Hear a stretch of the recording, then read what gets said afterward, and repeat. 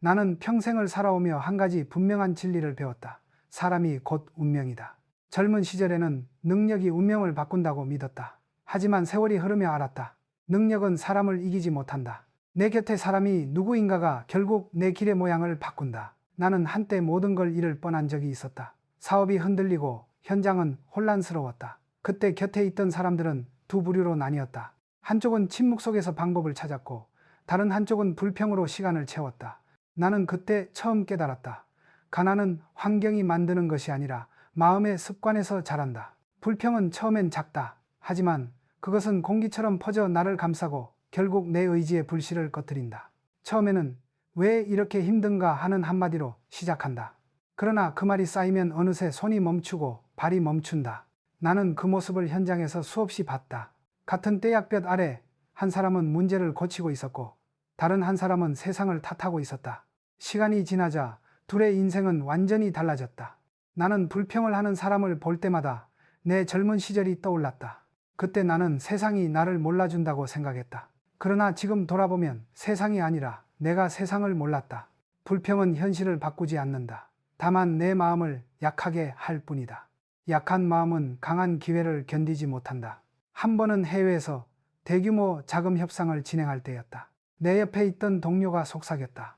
회장님, 은행은 우리를 돕지 않을 겁니다. 괜히 시간만 낭비하죠. 그 말 한마디가 공기처럼 무겁게 내려앉았다. 하지만 나는 그 순간 마음속으로 이렇게 말했다. 불평을 듣는 순간 나는 방향을 잃는다. 나는 은행 담당자에게 조용히 말했다. 조건이 어렵다는 걸 압니다. 그러나 우리는 반드시 성공시킬 사람들입니다. 결국 자금은 지원되었고 프로젝트는 완성됐다. 만약 그때 내가 동료의 불평에 흔들렸다면 그 길은 거기서 끝났을 것이다. 그 이후로 나는 회사에 단 하나의 원칙을 세웠다. 불평을 하지 말고 개선하라. 불평은 누구나 할 수 있지만 개선은 용기 있는 자만이 할 수 있다. 불평은 눈앞의 위로지만 개선은 평생의 이익이다. 나는 나 자신에게 자주 묻는다. 나는 오늘 불평했는가 아니면 개선했는가? 그 대답이 내 내일의 운명을 결정했다. 사람을 잘못 만나면 인생이 가난해진다. 불평을 입에 담는 사람 곁에 오래 있으면 나도 모르게 같은 말을 하게 된다. 그리고 그 말은 내 운을 갉아먹는다. 가난은 돈의 문제가 아니라 마음의 전염이다. 나는 그것을 내 삶으로 증명했다. 그래서 지금도 이렇게 말한다. 불평은 나를 가난하게 만들고 개선은 나를 살린다. 이것이 내가 세상을 살아오며 깨달은 첫 번째 교훈이다. 다음 이야기에서 나는 또 다른 책임을 두려워하는 사람에 대해 말하고자 한다. 그는 불평보다 조용하지만 훨씬 깊게 조직을 무너뜨린다. 나는 젊은 시절 책임이란 단어를 두려워했다. 실패가 두렵고 누군가의 탓으로 돌리면 마음이 편했다. 그러나 세상을 오래 살아보니 알게 되었다. 책임을 피하는 사람은 결국 자신을 피하는 사람이라는 것을. 한 번은 대규모 건설 프로젝트를 진행하던 중이었다. 장비가 멈추고 일정이 지연되자 현장 관리자가 내 앞에서 말했다. 이건 제 잘못이 아닙니다. 본사에서 그렇게 지시했을 뿐입니다. 그의 말은 조용했지만 그 한마디가 팀의 온기를 식혔다. 그 순간 나는 확신했다. 책임을 두려워하는 사람 곁에선 아무리 유능한 사람도 함께 성장할 수 없다. 나는 그때 직접 현장으로 내려가 먼지 속에서 사람들을 모았다. 이 일의 책임은 나에게 있다. 우리가 함께 바로잡자. 그 말 한마디가 상황을 바꿨다. 사람들은 다시 움직였고 일정은 회복됐다. 책임을 지는 순간 신뢰가 생겼고 신뢰는 기회를 만들었다. 그때 나는 깨달았다. 책임은 짐이 아니라 문이다. 그 문을 열지 않으면 신뢰라는 방에 들어설 수 없다. 회사 초창기에도 비슷한 일이 있었다. 납품 기한을 맞추지 못해 거래처가 격분했다. 동업자는 내게 말했다. 그건 직원들 잘못이야. 우리는 최선을 다했잖아. 아니.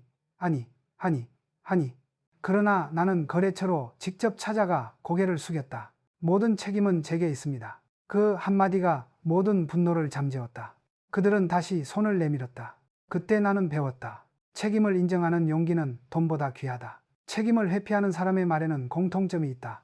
제가 하던 일이 아닙니다. 그건 상황 탓이에요. 그들은 늘 변명 속에서 산다.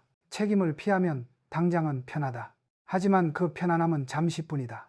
결국 그가 피한 짐은 더 무거워져 돌아온다. 책임을 던진 자리에 신뢰가 사라지면 그 자리는 가난이 채운다. 나는 수없이 많은 현장에서 그런 사람들을 봤다.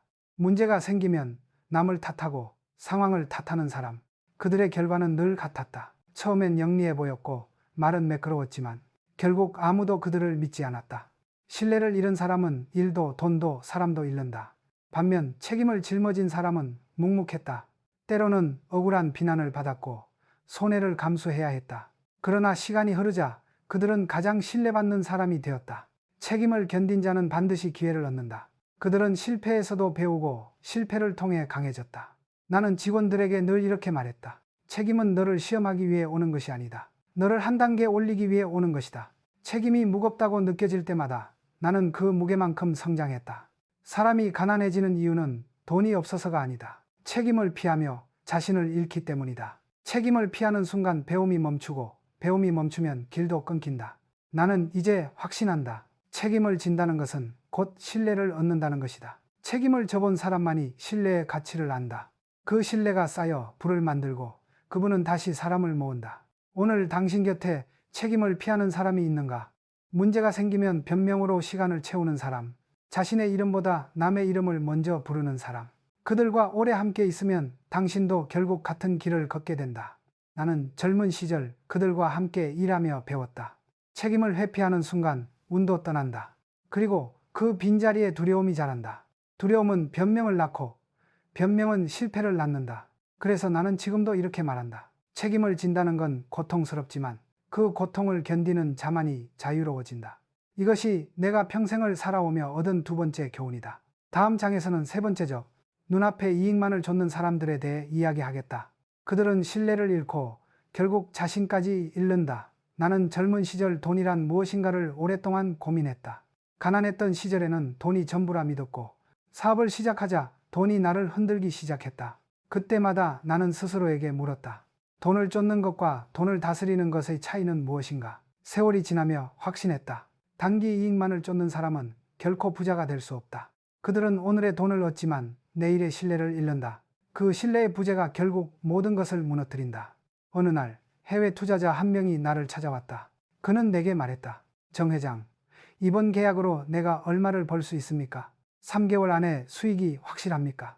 나는 그를 조용히 바라보았다. 그의 눈은 숫자를 보고 있었고 나는 사람을 보고 있었다. 그때 나는 속으로 말했다. 이 사람은 멀리 가지 못하겠구나. 그는 곧 계약을 맺었지만 몇 달 후 다른 투자처로 떠났다. 조금 더 높은 이익을 약속받았기 때문이다. 그가 남긴 건 짧은 거래 기록과 긴 신뢰의 손상뿐이었다. 몇 년 후 나는 그 이름을 어디에서도 들을 수 없었다. 단기 이익만을 좇는 사람은 늘 조급하다. 그들은 기다릴 줄 모르고 견딜 줄 모른다. 조급함은 판단을 흐리고 탐욕은 관계를 무너뜨린다. 그들은 순간의 숫자에 환호하지만 그 숫자가 사라지면 아무것도 남지 않는다. 반면 나는 종종 손해를 택했다. 오늘의 이익보다 내일의 신뢰를 더 중요하게 여겼다. 신뢰는 느리지만 한번 쌓이면 절대 무너지지 않는다. 나는 직원들에게 자주 말했다. 돈은 사람을 따라오지만 신뢰는 스스로 쌓아야 한다. 공장을 세울 때도 그런 일이 있었다. 한 공급업체 대표가 나에게 말했다. 회장님, 지금 다른 회사가 더 좋은 조건을 제시했습니다. 이번엔 거래를 미뤄야 할 것 같습니다. 그러니 그는 그날 계약을 끊었고 나는 아무 말도 하지 않았다. 몇 달 뒤 그 회사는 무너졌다. 당장의 이익을 줬다가 신뢰를 잃었기 때문이다. 나는 그 사건을 통해 또 한 번 배웠다. 부자는 이익보다 신뢰를 계산한다. 가난한 사람은 돈을 세고 부자는 신뢰를 쌓는다. 그 차이가 인생의 방향을 가른다. 어떤 젊은 직원이 나에게 물었다. 회장님, 왜 우리는 때로 손해를 감수하면서까지 거래처를 지키나요? 나는 미소를 지으며 대답했다. 우리는 돈을 벌기 위해 신뢰를 버리지 않는다. 신뢰를 지키기 위해 돈을 쓴다. 그 젊은이는 그때 이해하지 못했다. 하지만 몇 해 후 그는 내 자리에서 같은 말을 했다. 신뢰는 이익보다 오래 남는다. 이익은 사라지면 그치지만 신뢰는 다음 기회를 불러온다. 나는 늘 느낀다. 세상에서 가장 값비싼 손해는 신뢰를 잃는 것이다. 그리고 세상에서 가장 값싼 이익은 신뢰를 팔아 얻은 것이다. 돈은 인간의 거울이다. 그 거울 속에서 누군가는 욕심을 보고 누군가는 책임을 본다. 나는 책임을 본 사람들과 함께 일했고 그들의 사업은 자랐다.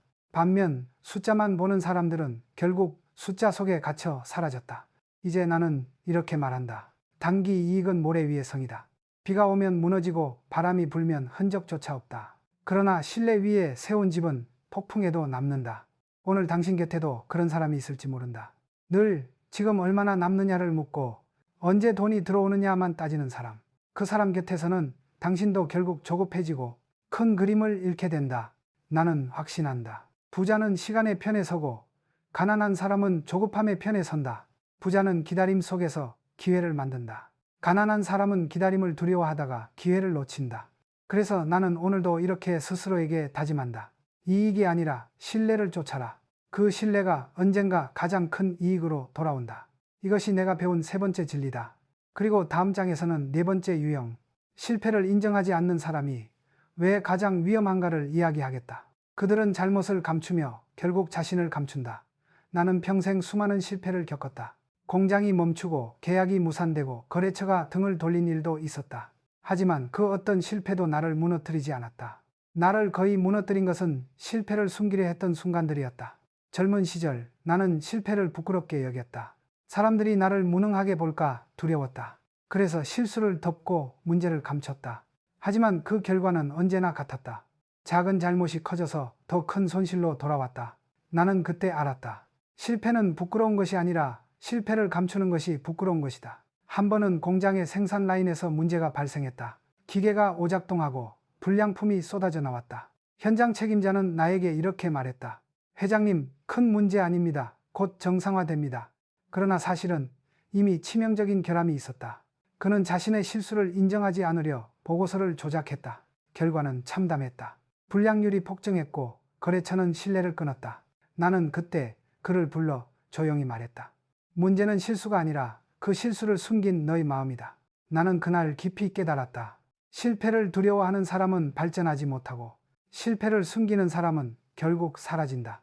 나는 직원들에게 자주 말했다. 실패를 드러내야 배운다. 실패를 감추면 그 실패가 너를 삼킨다. 실패를 인정하는 순간 이미 절반은 극복한 것이다. 그 한마디를 하기까지는 용기가 필요하지만 그 용기 하나가 인생의 방향을 바꾼다. 나는 젊은 날의 나 자신을 떠올렸다. 그때 나는 모든 것을 완벽하게 하려 했다. 부족함을 인정하지 않으려 밤새 일하고 다른 이의 조언조차 듣지 않았다. 결국 번아웃이 찾아왔고 그제야 나는 깨달았다. 완벽하려는 사람은 성장할 수 없다. 실패를 인정하는 사람만이 배운다. 어느 해외 프로젝트에서도 비슷한 일이 있었다. 한 엔지니어가 설계상의 오류를 발견했다. 하지만 그는 보고하지 않았다. 문제가 되면 내 탓이 되니까요. 그의 침묵은 결국 공사 중단으로 이어졌다. 손실은 막대했고 시간은 잃었다. 나는 그에게 말했다. 실수를 감춘 네가 공사를 멈춘 게 아니라 진실을 두려워한 내 마음이 멈추게 한 것이다. 실패를 숨기는 사람은 언젠가 조직 전체를 멈추게 한다. 왜냐하면 그들의 두려움이 주변을 병들게 하기 때문이다. 진실은 언젠가 드러난다. 그러나 그때는 이미 너무 늦다. 반면 실패를 인정한 사람은 늘 다시 일어섰다. 그들은 부끄러움을 감내했고 그 용기로 신뢰를 얻었다. 나는 그런 사람을 다시 불렀고 그들은 언제나 더 큰 일을 해냈다. 나는 지금도 기억한다. 한 젊은 직원이 나에게 와서 말했다. 회장님, 이번엔 제가 실수했습니다. 책임지겠습니다. 나는 그에게 말했다. 좋다. 그 말 한마디면 충분하다. 그대는 이미 실패를 넘어섰다. 나는 평생 수많은 성공을 거뒀지만 그 모든 성공의 밑바닥에는 실패가 있었다. 그러나 그 실패들은 감춰지지 않았다. 밝은 빛 아래에서 분석되었고 그 빛이 다음 길을 비추었다. 실패를 숨기면 가난이 시작되고 실패를 드러내면 부가 시작된다. 왜냐하면 배움이 불을 낳기 때문이다. 실패를 인정하지 않는 사람은 배움을 잃고 배움을 잃은 사람은 결국 운을 잃는다. 나는 젊은 이들에게 늘 이렇게 말한다. 실패를 두려워하지 말고 실패를 숨기는 것을 두려워하라. 그 한마디가 내 인생을 바꿨고 수많은 위기를 기회로 만들었다. 이것이 내가 얻은 네 번째 진리다. 다음 장에서는 마지막으로 다른 사람의 꿈을 비웃는 사람에 대해 말하겠다. 그들의 말은 칼보다 날카롭고 그 한마디가 평생의 꿈을 죽인다. 나는 평생을 살아오며 수많은 사람을 만났다. 그 중에는 나를 일으켜 세운 사람도 있었고 아무 말 없이 내 마음에 불을 꺼트린 사람도 있었다. 그들은 대체로 한 가지 공통점이 있었다. 바로 남의 꿈을 비웃는 사람들이었다. 사람의 말은 눈에 보이지 않지만 그 말은 칼보다 더 깊이 들어와 영혼을 흔든다. 젊은 시절 내가 사막 한가운데 도시를 세우겠다고 말했을 때 한 투자자가 웃으며 말했다. 정 회장, 사막의 도시라니요. 그건 허황된 꿈입니다. 그의 웃음소리가 지금도 귀에 남아있다. 그 순간 나는 마음이 흔들렸다. 정말 내가 잘못된 길을 가는 걸까? 그러나 나는 스스로에게 말했다. 비웃음이 들린다는 건 내가 남들이 가보지 않은 길을 걷고 있다는 뜻이다. 그때부터 나는 비웃음을 두려워하지 않기로 했다. 비웃음은 용기의 시험이자 믿음의 증거였다. 그리고 시간이 흘러 그 사막의 도시는 세워졌다. 그 투자자의 웃음은 사라지고 그가 불가능하다던 일은 현실이 되었다. 나는 그때 배웠다. 꿈을 비웃는 사람은 자신의 한계를 남에게 투영할 뿐이다. 그들은 스스로 도전하지 못하기에 남의 도전이 불편한 것이다. 그 불편함을 감추기 위해 웃음을 쓴다. 하지만 그 웃음은 독이 된다. 주변의 꿈을 시들게 하고 결국 자신 안의 꿈마저 죽인다. 또 한 번은 공장을 확장하려 할 때였다. 나는 새로운 설비와 인력을 계획하고 있었다. 그때 한 동료가 조심스레 말했다. 회장님, 지금 자본으로는 무리입니다. 괜히 욕심부리면 실패합니다. 그의 말은 걱정처럼 들렸지만 그 안에는 믿음이 없었다. 나는 그때 깨달았다. 걱정처럼 들리는 비웃음이 가장 위험하다. 그는 결국 떠났고 나는 계획을 밀어붙였다. 몇 년 후 그 공장은 회사의 핵심이 되었다. 꿈은 씨앗과 같다. 작을 때는 아무도 믿지 않는다. 누군가는 그 씨앗을 보며 이게 무슨 나무가 되겠느냐고 비웃는다. 하지만 그 씨앗은 흙 속에서 그 비웃음을 이겨내며 자란다. 꿈은 믿음의 온도로 자라고 비웃음의 그림자를 뚫고 꽃핀다.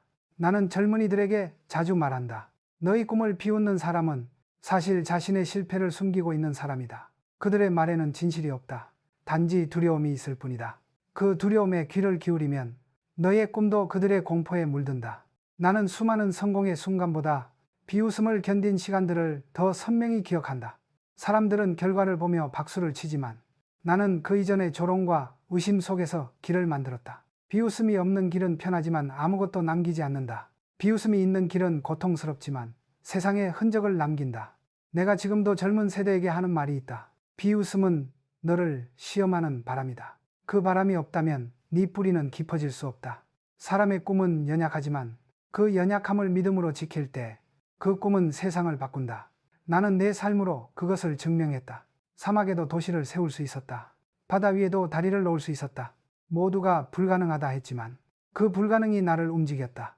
그래서 나는 지금도 이렇게 말한다. 다른 사람의 꿈을 비웃지 마라. 그 한마디가 한 세대의 미래를 꺼트릴 수 있다. 그리고 또 하나의 진실. 너의 꿈을 비웃는 사람과는 거리를 두어라. 그 거리만큼 네 꿈이 자란다. 이것이 내가 평생을 살아오며 배운 5번째 교훈이다. 불평하는 사람, 책임을 회피하는 사람, 눈앞에 이익만 쫓는 사람, 실패를 감추는 사람, 그리고 꿈을 비웃는 사람. 이 5부류는 서로 다른 얼굴을 하고 있지만 모두 두려움이라는 한 뿌리에서 자란다. 다음 장에서는 그 5가지가 어떻게 서로 엮여 한 사람의 인생을 가난으로 이끄는지를 이야기하겠다. 나는 오랫동안 사람 속에서 살아왔다. 사업의 성공도 실패도 모두 사람이 만들었다. 그리고 세월이 흘러 마침내 한 가지 진리를 알았다. 가난은 습관이 아니라 사람을 통해 전염된다. 내가 만난 5부류의 사람들, 불평만 하는 사람, 책임을 피하는 사람, 눈앞에 이익만 쫓는 사람, 실패를 숨기는 사람, 그리고 다른 사람의 꿈을 비웃는 사람. 그들은 서로 다른 듯 보였지만 그 뿌리는 하나였다. 바로 두려움이다. 불평은 두려움이 만든 언어다. 책임 회피는 두려움이 만든 방패다. 단기 이익 집착은 두려움이 만든 도피다. 실패 은폐는 두려움이 만든 가면이다. 그리고 비웃음은 두려움이 만든 독이다. 나는 그것들을 내 눈으로, 내 인생으로 보았다. 한 번은 회의실에서 새로운 사업안을 발표했을 때였다. 처음 말을 꺼내기도 전에 누군가 말했다. 이건 예산이 부족합니다. 다른 한 명은 그건 내 부서 소관이 아닙니다. 또 한 사람은 그렇게 하면 이번 분기 이익이 줄 겁니다. 다른 이는 지난번 실패도 아직 정리되지 않았습니다. 마지막으로 누군가는 웃으며 말했다. 사막의 도시라니요? 또 그 얘기입니까? 나는 그날 깨달았다. 그들은 5명이 아니라 하나의 두려움이 5 얼굴로 나타난 것이었다. 그 두려움은 조직을 무겁게 만들고 도전을 막고 사람의 시야를 좁힌다. 그리고 그 끝에는 언제나 가난이 있었다. 가난은 단지 돈의 부족이 아니다. 가난은 마음이 멈춘 상태다. 변화를 두려워하고 책임을 미루며 실패를 감추고 남의 꿈을 비웃는 마음. 그 마음이 바로 가난의 씨앗이다. 나는 그런 사람들과 오래 함께 할수록 내 안의 의지가 약해지는 걸 느꼈다. 처음에는 조심하자는 생각이었지만 나도 모르게 그들의 말투를 따라하고 있었다. 가난은 말투로 스며든다. 그때 나는 결심했다. 이 사람들과는 거리를 두겠다. 그리고 신기하게도 그 거리만큼 새로운 사람들이 다가왔다. 불평 대신 개선을 말하고 책임을 묵묵히 지고 신뢰를 위해 손해를 감수하며 실패를 인정하고 남의 꿈을 응원하는 사람들이었다. 그들과 함께하자 회사도 내 인생도 다시 살아났다. 나는 깨달았다. 운은 하늘에서 내리는 것이 아니라 사람을 통해 들어온다. 좋은 사람은 나를 위로 올리고 나쁜 사람은 내 마음에 불을 꺼트린다. 그래서 나는 젊은이들에게 늘 말한다. 사람을 고르는 일은 사업을 고르는 일보다 중요하다. 사업은 실패해도 다시 시작할 수 있다. 하지만 사람을 잘못 만나면 그 시간과 기회는 돌아오지 않는다. 내가 평생 동안 배운 모든 성공의 원리는 결국 이 한 문장으로 귀결된다. 누구와 함께 하느냐가 곧 운명이다. 나는 젊은 시절 가난을 이겼다고 생각했다. 그러나 지금 돌아보면 가난은 한번 이기는 것이 아니라 매일 싸워야 하는 마음의 병이었다. 그리고 그 병은 언제나 사람을 통해 옮겨왔다. 그러니 오늘 이 말을 꼭 기억하라. 불평하는 사람 곁에서는 의지가 죽고 책임을 회피하는 사람 곁에서는 신뢰가 무너지고 단기 이익만 쫓는 사람 곁에서는 눈이 흐려지고 실패를 감추는 사람 곁에서는 배움이 사라지고 꿈을 비우는 사람 곁에서는 마음이 시든다. 그들과 함께 있으면 당신의 인생도 서서히 가난해진다. 반대로 불평 대신 개선을 말하는 사람, 책임을 지는 사람, 신뢰를 쌓는 사람, 실패를 인정하고 배우는 사람, 남의 꿈을 존중하고 응원하는 사람, 그들과 함께하면 당신의 길은 반드시 열린다. 나는 내 생의 마지막까지 그 사실을 믿는다. 사람이 곧 운명이다. 좋은 사람과 함께하면 불가능도 가능해지고 나쁜 사람과 함께하면 가능하던 일도 무너진다. 가난에서 벗어나고 싶다면 먼저 사람을 바꿔라. 그리고 자신이 그런 사람이 되라. 이것이 내가 평생을 살아오며 얻은 마지막 교훈이다. 불평을 멀리하고 책임을 가까이하며 조급함을 버리고 실패를 인정하고 꿈을 존중하라. 그 길 끝에서 당신은 반드시 부자가 될 것이다. 사람을 바꾸면 운명이 바뀐다. 운명을 바꾸면 인생이 달라진다. 그것이 진정한 부의 시작이다. 나는 긴 세월 동안 수많은 회사를 세웠고 수많은 사람과 손을 잡았다. 돌이켜보면 내 인생의 모든 길은 사람으로 시작해 사람으로 끝났다. 제품이 회사를 키운 것이 아니라 사람이 회사를 만들었고 운이 인생을 바꾼 것이 아니라 사람이 운을 불러왔다. 나는 자주 젊은이들에게 이렇게 말했다. 세상에서 가장 큰 투자는 사람에게 하는 투자다. 기계는 닳고 건물은 낡지만 한 사람의 믿음과 진심은 세대를 이어간다. 처음 삼성 상해를 세웠을 때 나는 아무것도 없었다. 자본도 기술도 해외 인맥도 없었다. 오직 믿을 수 있는 몇 사람과 같은 방향을 바라보는 마음뿐이었다. 그 마음이 회사를 만들고 그 사람들이 길을 열었다. 시간이 지나면서 나는 점점 더 분명히 알았다. 부는 시스템에서 태어나지만 신뢰에서 자란다. 그리고 신뢰는 오직 사람 사이에서만 만들어진다. 불평으로 시작한 조직은 오래가지 못했고 책임을 나눈 조직은 위기에서도 버텼다. 단기 이익을 좇은 거래는 눈처럼 녹았고 신뢰를 쌓은 관계는 세월에도 남았다. 나는 어느 날 밤 홀로 사무실 불을 끄며 이렇게 생각했다. 돈은 나를 따라오기도 하고 떠나기도 했지만 사람은 나를 세우기도 하고 무너뜨리기도 했다. 그때 알았다. 사람을 잃는 순간 모든 것을 잃는다. 이 세상에는 두 종류의 사람이 있다. 자신의 마음을 비우고 배우려는 사람, 그리고 자신의 틀 속에 갇혀 남을 판단하는 사람. 전자는 언젠가 부자가 되고 후자는 결국 가난으로 돌아간다. 나는 젊은 시절 늘 나보다 현명한 사람 곁에 있었다. 그들에게서 배웠고 그들의 말에 귀를 기울였다. 그러나 나이가 들수록 나를 칭찬하는 이들보다 내 잘못을 말해주는 사람이 점점 줄어들었다. 그때부터 나는 의식적으로 나를 바로잡았다. 사람을 고르는 일은 곧 나를 지키는 일이다. 나는 사람을 볼 때 단 한 가지를 본다. 그가 가진 돈이 아니라 그가 가진 태도다. 태도는 운보다 강하고 태도는 언젠가 재산이 된다. 내가 일생 동안 믿어온 것은 단순하다. 성공은 지혜로 오지 않고 신뢰로 온다. 지혜는 배우면 쌓이지만 신뢰는 살아야 얻는다. 그리고 그 신뢰의 씨앗은 늘 책임이라는 이름으로 심어진다. 나는 이제 이렇게 말하고 싶다. 사람을 통해 배우고 사람을 통해 성장하라. 그 길에서 벗어나면 부도 의미를 잃는다. 이제 내 삶의 마지막 언덕에 서서 돌아보면 내가 남긴 것은 건물도 재산도 아니다. 그것은 사람이다. 나와 함께 했던 사람, 내 곁을 떠났던 사람, 그리고 나를 일으켜 세워준 사람. 그들이 바로 내 인생의 역사였다. 나는 평생을 통해 이 한 문장을 가슴에 새겼다. 사람이 곧 운명이다. 좋은 사람을 만나면 인생이 바뀌고 좋은 사람이 되면 세상이 바뀐다. 그것이 내가 평생 추구한 철학이며 부의 본질이었다. 나는 더 이상 돈을 성공의 증거라 여기지 않는다. 진정한 부자는 좋은 사람을 남기고 좋은 마음을 전하는 사람이다. 그 마음이 사라지지 않는 한 그의 삶은 영원히 가난하지 않다. 그래서 나는 오늘도 조용히 이렇게 말한다. 사람을 사랑하고 신뢰를 지키며 책임을 다하라. 그 길의 끝에 부가 있다. 그분은 세월이 빼앗지 못한다. 이것이 내가 세상에 남기고 싶은 마지막 고백이다. 사람으로 시작해 사람으로 끝나는 인생. 그 속에 진짜 부가 있다. 나는 평생 동안 운이라는 말을 많이 들었다. 회장님은 운이 좋으셨네요. 사람들은 그렇게 쉽게 말했다. 하지만 나는 알고 있었다. 운은 우연이 아니라 사람의 선택으로 만들어지는 필연이라는 것을. 어릴 적 나는 시골 마을에서 닭을 팔고 소를 키우며 살았다. 그때 나는 매일 같은 생각을 했다. 내 인생은 왜 이렇게 막혀 있을까? 그 답을 찾기까지 오랜 세월이 걸렸다.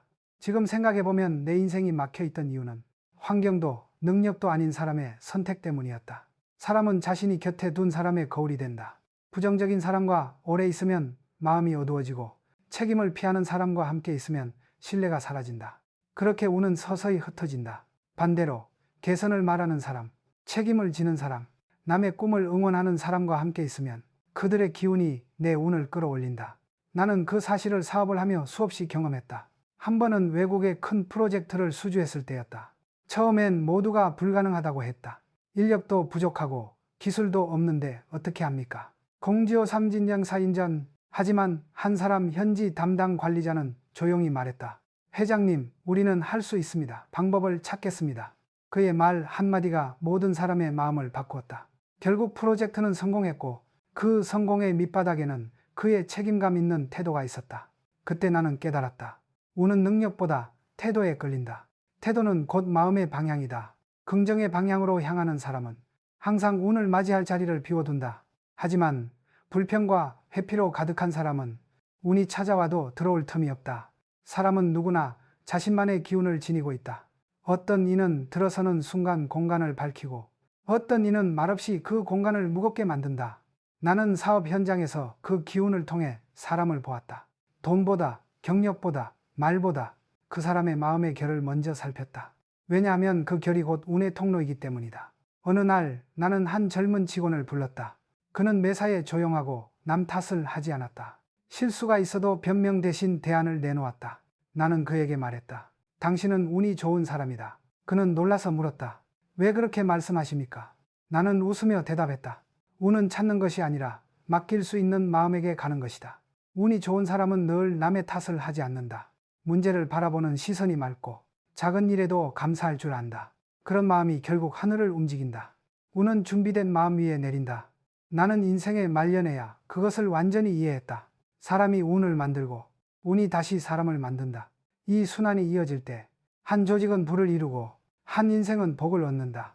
불평하는 사람, 책임을 회피하는 사람, 이익만 좇는 사람, 실패를 감추는 사람, 꿈을 비웃는 사람, 그들의 공통점은 바로 운의 문을 닫는다는 것이다.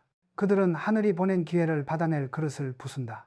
반대로 진심으로 배우려는 사람, 작은 일에도 책임을 지는 사람, 남의 꿈을 응원하는 사람은 운이 머무를 자리를 만든다. 그래서 나는 이렇게 말한다. 운을 바꾸고 싶다면 사람을 바꿔라. 사람을 바꾸면 태도가 달라지고 태도가 달라지면 운의 흐름이 바뀐다. 이것이 내가 배운 8번째 진리다. 운은 하늘에서 떨어지지 않는다. 운은 사람을 통해 흐른다. 당신 곁의 사람을 바꾸는 순간 당신의 운명도 달라진다. 다음 장에서는 9번째 교훈. 말의 무게와 침묵의 가치. 즉, 말 한마디가 인생을 세우기도 하고 무너뜨리기도 한다는 진리를 이야기하겠다. 나는 평생 수많은 말을 듣고 또 수없이 말을 했다. 그러나 세월이 흐르면서 깨달았다. 사람의 운명은 결국 입에서 시작된다. 어떤 말은 길을 만들고 어떤 말은 다리를 끊는다. 말은 눈에 보이지 않지만 그 무게는 쇠보다 무겁고 그 영향은 불보다 빠르다. 젊은 시절 나는 말을 많이 했다. 조직을 이끌어야 한다는 책임감 때문에 매일 지시하고 다그치고 설득했다. 하지만 어느 날 한 직원이 조용히 말했다. 회장님, 말씀은 크지만 마음은 닿지 않습니다. 그 말 한마디가 내 가슴을 찔렀다. 그때 처음 알았다. 큰 목소리보다 큰 마음이 더 중요하다는 것을. 그 후 나는 말보다 침묵을 배우기 시작했다. 말이 많을수록 마음이 다치고 침묵이 길수록 생각이 자란다는 걸 깨달았다. 한참 동안 침묵 끝에 내뱉은 한마디는 천마디의 설명보다 더 강했다. 말은 사람을 드러내는 창이다. 불평을 입에 담는 사람은 이미 마음이 어둡고 비웃음을 내뱉는 사람은 자신을 작게 만든다. 반대로 남을 격려하는 말은 운을 부르고 감사의 말은 복을 부른다. 입에서 나오는 것이 운명으로 돌아온다. 나는 그것을 내 삶으로 수없이 경험했다. 어느 날 거래처와의 협상 중이었다. 상대방이 내게 불리한 조건을 내걸었다. 옆에 있던 부하 직원이 화를 내며 속삭였다. 회장님, 이런 말도 안 되는 제안을 왜 듣고 계십니까? 나는 그를 조용히 제지했다. 그리고 상대방의 말을 끝까지 들었다. 그 후 나는 단 한마디를 했다. 조건이 어렵다는 건 압니다. 하지만 당신이 지금 내게 건넨 그 말 안에서 당신의 진심이 느껴집니다. 그 순간 협상의 분위기가 바뀌었다. 말로 이기려 하지 않고 마음으로 받아들였을 때 상대의 마음도 열렸다. 나는 그때 배웠다. 말은 이기기 위한 무기가 아니라 연결을 위한 다리다. 그 다리를 놓을 줄 아는 사람은 결국 신뢰를 얻는다. 또 한 번은 회의 자리에서 한 간부가 젊은 직원의 아이디어를 공개적으로 비웃었다. 그건 너무 단순한 생각이야. 우리가 그 정도도 모르겠나? 회의실은 얼어붙었다. 나는 그 간부에게 조용히 말했다. 지금 당신의 말이 젊은 직원의 꿈을 꺾었다. 그리고 동시에 당신 자신의 가능성도 닫았다. 그는 아무 말도 하지 못했다. 그날 이후 나는 모든 회의에서 이렇게 말했다. 아이디어를 평가하기 전에 먼저 경청하라. 듣는 사람이 결국 리더가 된다. 세월이 흘러 나는 말의 본질을 이해했다. 말은 지시가 아니라 방향이고 말은 통제보다 책임이다. 사람의 말이 무거울수록 그의 마음은 단단하고 신뢰는 깊어진다. 나는 지금도 직원들에게 이렇게 말한다. 네가 한 말을 돈처럼 생각하라. 가벼운 말을 남발하면 신용이 떨어진다. 신뢰는 말의 잔고에서 만들어진다. 진심 없는 말은 통장에 빚을 남기고 책임 있는 말은 이자를 낳는다. 그래서 나는 늙어갈수록 말보다 침묵을 택했다. 침묵은 두렵지만 그 속에는 진심이 자란다. 말은 쉽게 흩어지지만 침묵은 깊게 남는다. 침묵 속에서 사람은 듣고 듣는 가운데 운이 자란다. 이제 나는 안다. 입은 마음의 창문이다. 그 창문이 탁하면 세상도 어둡고 그 창문이 맑으면 세상도 맑다.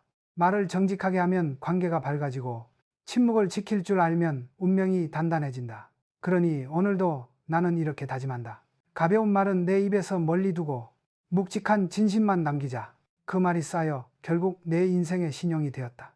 이것이 내가 배운 9번째 진리다.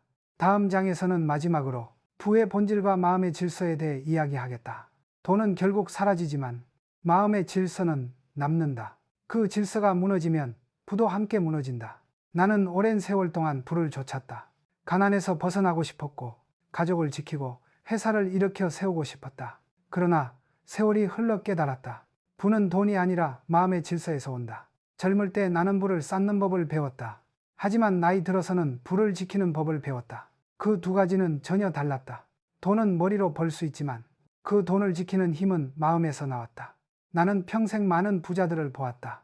그들은 겉으론 풍요로웠지만 내면은 늘 불안했다. 그 이유를 오랫동안 생각했다. 그리고 마침내 알았다. 부는 질서 속에서만 머물 수 있다. 그 질서가 깨지면 돈은 방향을 잃는다. 그 질서의 중심에는 늘 마음이 있었다. 불평하는 마음은 불을 흩뜨리고 책임지는 마음은 불을 단단히 묶는다. 조급한 마음은 불을 앞질러 달려가다 쓰러지고 겸손한 마음은 부와 함께 걷는다. 실패를 숨기는 마음은 부의 흐름을 막고 실패를 드러내는 마음은 불을 정화시킨다. 남의 꿈을 비웃는 마음은 불을 줄이고 남의 꿈을 존중하는 마음은 불을 키운다. 나는 인생의 마지막에야 이 단순한 진리를 이해했다. 부는 마음이 머무는 곳에 머문다. 그래서 나는 내 마음을 매일 점검했다. 오늘의 말, 오늘의 태도, 오늘의 사람. 그 셋이 흐트러지면 부는 떠났다. 한 번은 해외 사업이 한창일 때였다. 큰 계약이 눈앞에 있었고 누구나 그것이 성공이라 믿었다. 하지만 나는 불안했다. 계약을 추진하던 몇몇 사람의 얼굴에 탐욕의 그림자가 드리워져 있었다. 그때 나는 결정을 내렸다. 이 계약은 하지 않는다. 주변은 놀랐고 모두가 반대했다. 하지만 나는 말했다. 돈은 다시 벌 수 있다. 그러나 마음의 질서가 무너지면 다시는 회복할 수 없다. 시간이 지나 그 결정은 옳았다. 계약을 강행한 다른 회사는 무너졌고 우리는 신뢰를 지켰다. 그 신뢰가 나중에 더 큰 부로 돌아왔다. 부는 언제나 진심이 있는 곳으로 간다. 나는 많은 이들이 부를 외부에서 찾는 것을 보았다. 새로운 투자, 더 큰 기회, 더 빠른 수익. 그러나 그들은 자주 실패했다. 왜냐하면 그들의 마음이 먼저 흔들렸기 때문이다. 마음의 질서가 무너지면 그 어떤 계산도 오래가지 않는다. 나는 이제 이렇게 말한다. 부는 지식이 아니라 마음의 구조물이다. 마음이 바르지 않으면 그 위에 쌓은 부는 모래성처럼 무너진다. 그러나 마음의 기둥이 곧으면 작은 돈도 언젠가 큰 부가 된다. 나는 한때 돈이 사람을 바꾼다고 믿었다. 하지만 지금은 안다. 사람이 마음을 바꾸면 돈의 방향도 바뀐다. 가난한 사람은 돈을 줬고 부자는 마음을 다스린다. 그 차이가 결국 인생의 거리를 만든다. 나는 인생의 마지막에 이렇게 정리했다. 불평을 멀리하고 책임을 가깝게 하라. 조급함을 버리고 신뢰를 쌓아라.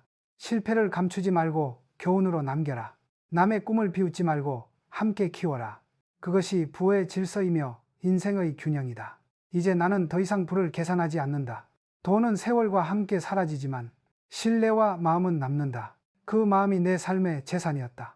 그래서 나는 이렇게 말한다. 부자는 돈이 많은 사람이 아니라 마음의 질서를 지킨 사람이다.